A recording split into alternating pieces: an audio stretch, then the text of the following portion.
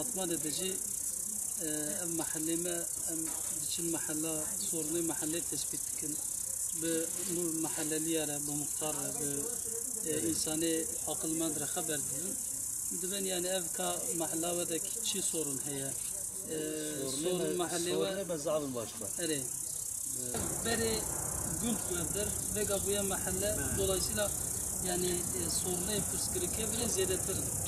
Ya tabii amci eme inşallah kamet tespit kamet ve dupersin ankete meceye forma meceye meveji dabirin.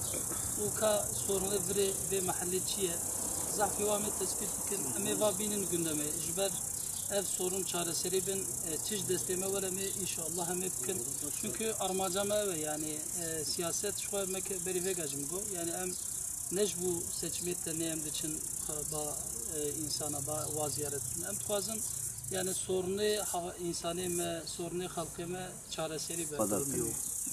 Yagatına ben tine aydınlatma sorunu yok. Hayır. Yollar üstü açık, bozuk halde yürütülüyor. Arabalar zor geliyor. Evet tabii. عاشري أبلا أم خلزونا أبلا من أسقلزونا قوات النبي ثمانية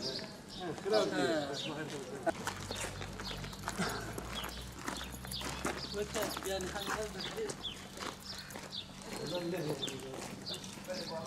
أم خلزونا normalde hatta yani evde reya شكل رسمية كاتعلق مصنع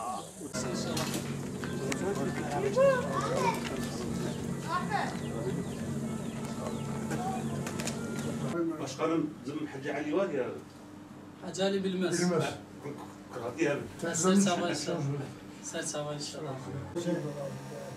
O da oldu fabrika inşallah. Beş vesile inşallah. Ola genelde için yaşlı yapar, ihtiyar yapar yani. Ama ziyaret kendine hoş yapar. Şey değil inşallah falan tının. Bunun nafasıyla bir amca geldi oraya tasarrufa. Bas o tedavi tuttu. İlaç falan bu destin. Yani ev dünya imtihanı yani cana işte başına cana olsa zahmet. Estağfurullah. Az kasamtık bu kadar, az kasamtık bu kadar, az kasamtık bu kadar bir şey diyor. İnternette de ağırlık gideler bir kata izan ediyor. Ve ertesi koçundan sahpada fazla tümler efendim şu an var tümün bunu. Tüskitli tüketmişler. Allah ne bak o ama ibadet ne bana halas ne abi. Daha önce başlatmış olduğumuz yerel sorunları tespit, çözüm için takip projemiz kapsamında çalışmalarımıza devam ediyoruz. Çalışmalarımıza kaldığımız yerden devam ediyoruz. Bugün de İkiztepe Gırbeleşk mahallesine ziyaretimizi gerçekleştirdik.